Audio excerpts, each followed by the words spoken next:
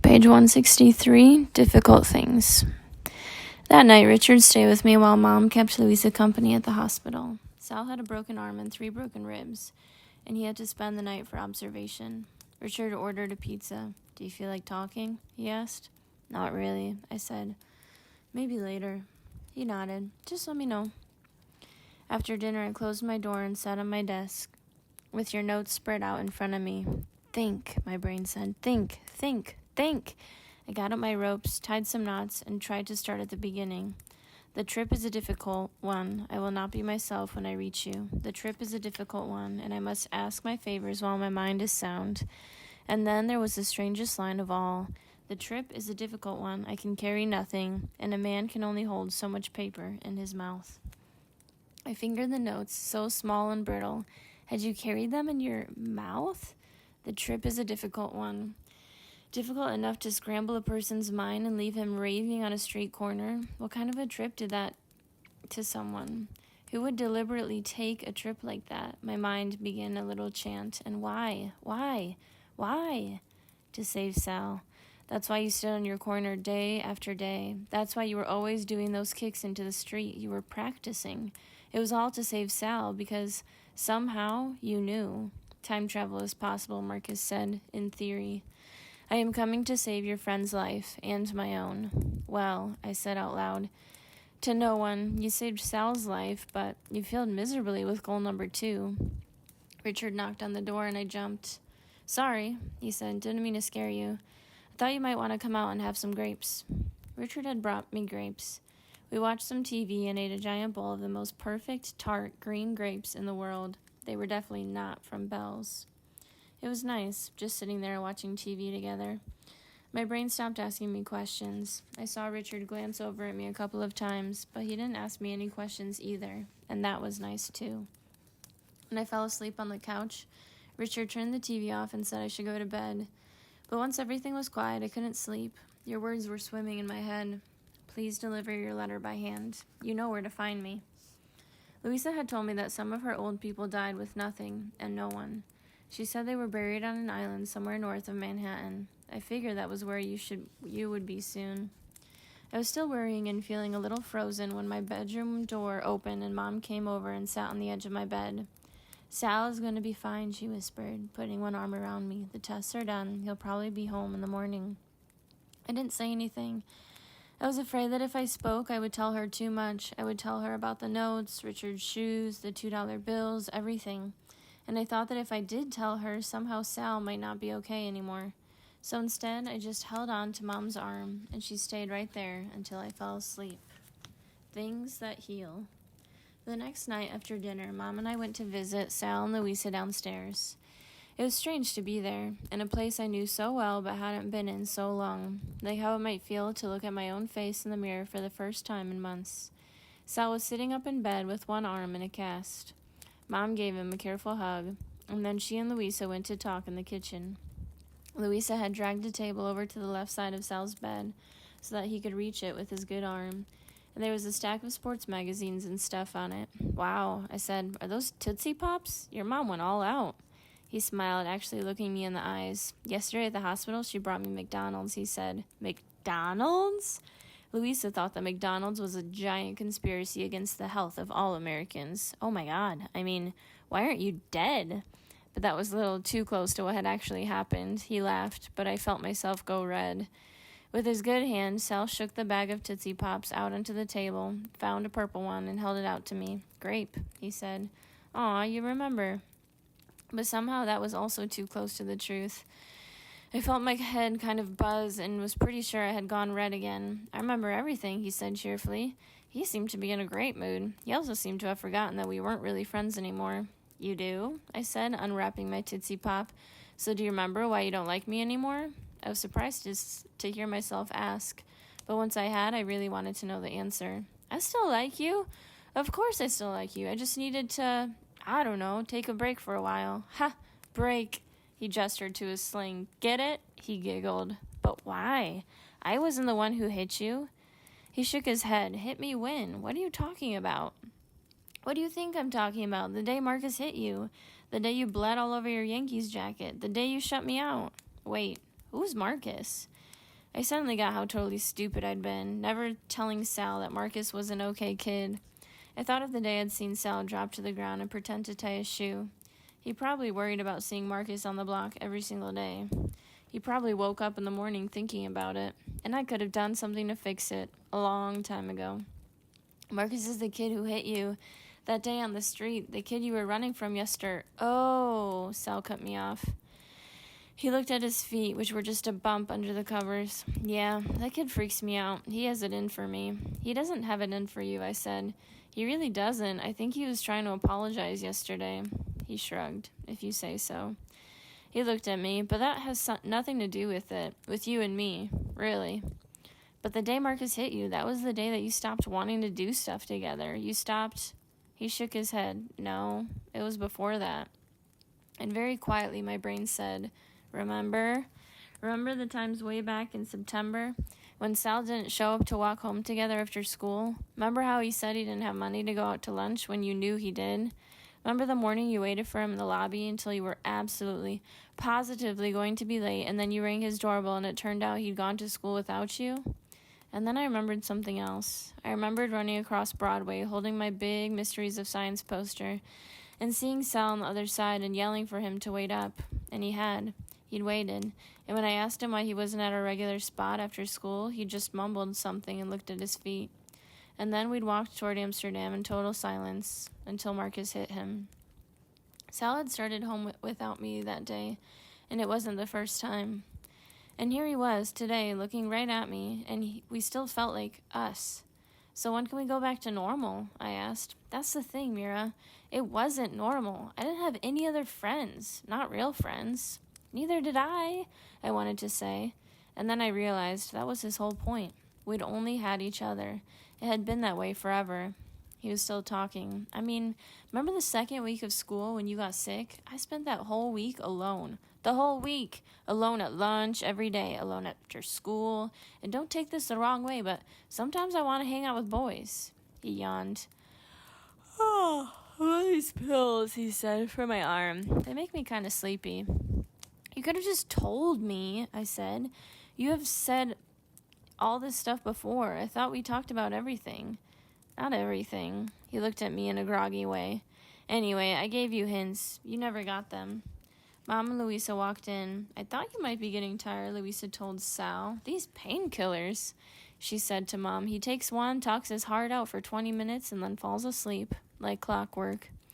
She gave me a tight hug as we were leaving and said, I'm glad you two had a chance to talk.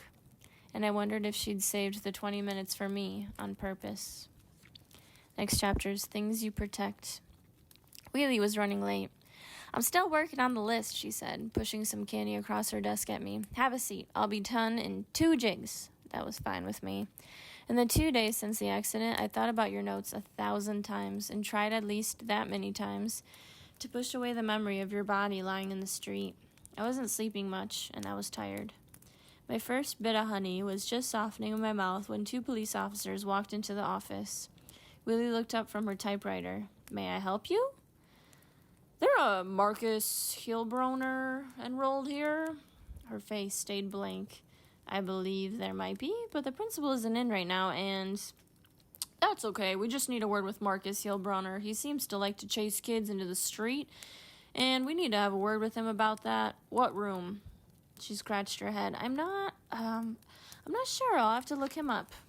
That's when I got scared. Wheelie knew every kid in the school, and she knew what classrooms they were in without having to think about it. She was afraid, I realized, for Marcus. I stared at the backs of the 2 officers and thought about the things Mom had told me about people who go to jail, about how some of them were never the same afterward. I couldn't let that happen to Marcus. He was barely regular to begin with. I thought of him shaking and crying on the curb after the accident, and how he'd tried to stop Sal from running in front of the truck, and how he'd been too clueless to realize Sal was running away from him in the first place. I need to use the phone, I said to Wheelie. This phone? She put one heavy hand down on top of it. I don't think so. Please, I said. No, ma'am. From behind her desk, she pulled out a plastic tub full of index cards and started to flip through them while the officers watched.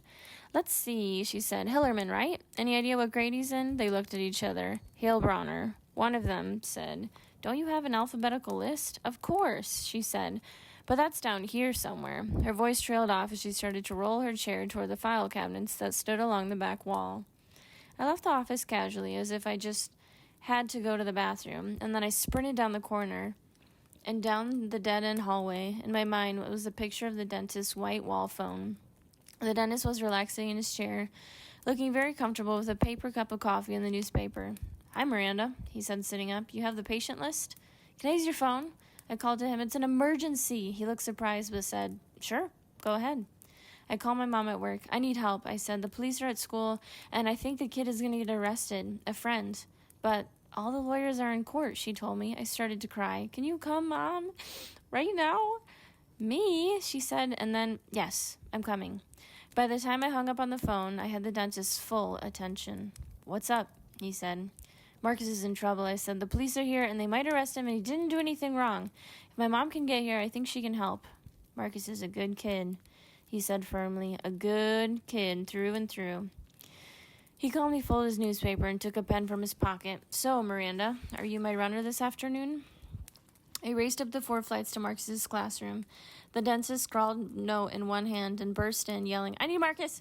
and waving the piece of paper in Mr. Anderson's face. "Calm down. What's wrong with you?" Mr. Anderson stared at me, and I tried to stand still. He examined my note. "All right, Marcus, go ahead." Marcus nodded and started rearranging the pile of books on his desk. "Leave your books," I called to him. "The dentist says he needs you right now." Out in the hall, I said, "You need to hide. The police are here, and I think they want to arrest you." I started running towards the stairs. Marcus called quietly after me. "It would probably be better if we walked." He was right. 5 seconds later, we strolled right past the police officers on their way up to Mr. Anderson's classroom. They didn't even glance at me. The dentist locked the door behind us. Then he looked at me. "Your mom is a lawyer?" "Sort of." "Okay, we'll just sit tight until she gets here." The police didn't come to the dentist's office right away. It must have taken them a while to find out. Nobody seemed to be helping them much. They knocked and the dentist called out, "Sorry, I have my hands full here. It'll be a minute." I was wondering what we would do when a minute was up. The dentist just sat there reading his paper. Marcus looked at his palms. "I wish I'd brought my book," he said, turning to me accusingly. "You're welcome," I said. "I'm trying to save you here." "Does either of you have a sense of what this is all about?" the dentist asked. Marcus and I exchanged looks. I tried to stop him. Marcus said, "I know. He was afraid of you." He pressed his hands to his chest. "Of me? You punched him, remember?" "I know." Marcus put his head down his 2 fists. "Oh, God," he mumbled. "And now that man is dead. That old man. He was afraid of me, too. Remember how he ran away from me? But I never did anything to him, I swear." His voice cracked and his shoulders started shaking. "It wasn't your fault," I said quickly. But I didn't know what to say, because it was kind of his fault. Marcus didn't mean for any of it to happen, but if he hadn't run after Sal, and Sal hadn't run into the street, wouldn't you still be alive? The dentist was staring at us. "On second thought, it might be better not to talk," he said, nodding at the door. Time crawled. The police waited, knocked, waited again, talked into their walkie-talkies, knocked again, disappeared, came back, knocked again, and then started calling out things like, "He better be in there when this door opens, Doc." And the dentist called his own stuff through the door about anesthesia and paste drying time and only having 2 hands. It didn't make a lot of sense. Marcus stared at the floor, which I just noticed was tiled with tiny white hexagons like the ones in our bathroom at home. My brain sorted the hexagons into the usual shapes and flowers. It was weirdly comforting. Then, very quietly, Marcus said something. "I have an older brother, Anthony." I looked over at him. "I want you to know I hit your friend that day. Sal. His name is Sal. God, why don't you ever remember anyone's name?" The dentist shushed us. Marcus made his voice even lower. "The day before I hit Sal, my brother Anthony said something about another kid's girl. I think he meant it as a joke, but this guy got Anthony up against his car, and he was hitting him. I remembered. Sal and I had crossed the street to avoid that fight. Marcus's brother was the kid who had been trying to get off the hood of the car, who kept getting hit down." "I think I saw that," I said. "Was your brother wearing a hat?" Marcus nodded. "Yeah, he always wears that hat." "What did you do?" "Nothing. I was leaning in our doorway watching. Afterward, Anthony said to me, 'Did you even think about standing up? About helping me?' He said I was like no brother at all." "Those kids are bigger than you," I said. Marcus shook his head. "It wasn't that. I wasn't afraid. I just didn't see myself as part of what was happening. Sometimes I'm thinking about stuff and I walk right past my own building. Those guys don't see me as one of them because I'm not one of them. Anthony told me, one day you're going to have to hit someone and get hit yourself. Then you'll see. Maybe you'll understand life a little better. And I wanted to understand life better, to understand people better. So the next day I walked over and hit Sal. And then I stood there like an idiot and waited for him to hit me back. But he just bent over and cried, and I didn't know what to do, so I walked away. And Anthony yelled, "What the hell was that?" And later at home he said, "What are you hitting short kids for? Don't you know nothing?" He said I was hopeless. I was trying to think of what to say when Marcus suddenly looked at me with his eyes all wide. "Hey, you were the one holding the poster." My mouth fell open. "You just figured that out?" He nodded. "Interesting poster," he said. "I've always wondered about yawns. I read an article once. Then there was a fast clicking sound that I knew. Mom's heels on a hard floor. I shushed Marcus and pressed my ear to the closed door, even through the dentist, kept waving me back. "I'm from the law firm of Abel and Stone," I heard her say. "Can I help you, gentlemen?" "Only if you have the key to this door," one of the police officers growled. She kept going. "I've spoken with the school secretary. I understand you want to talk to a student by the name of Marcus Heilbronner?" "Yeah." "Mr. Heilbronner, as you certainly know, is a minor. We can use the principal's office for a few minutes so that you can brief me about whatever allegations have been made, but, of course, you can't speak with Mr. Heilbronner himself until his parents have been notified. Would you follow me, please?" One of the police officers swore, but the other one said, "Might as well. We aren't getting anything done in this hallway." And they all walked away. Thank God. The dentist let out a long breath. Marcus stood up, but the dentist said, "Sit down. She hasn't gotten rid of them yet." Another 15 minutes went by, while Marcus looked at the floor, the dentist paced, and I stared out the window. Finally, we heard Mom coming back down the hall. "They're gone," she called. "Open up." I yanked the door open, and there she was with her hair pulled back, wearing a gray wool skirt and a matching blazer. I flew at her and grabbed her around her tiny middle, almost knocking her down. I felt her hand on my head. "Let's try to figure this mess out.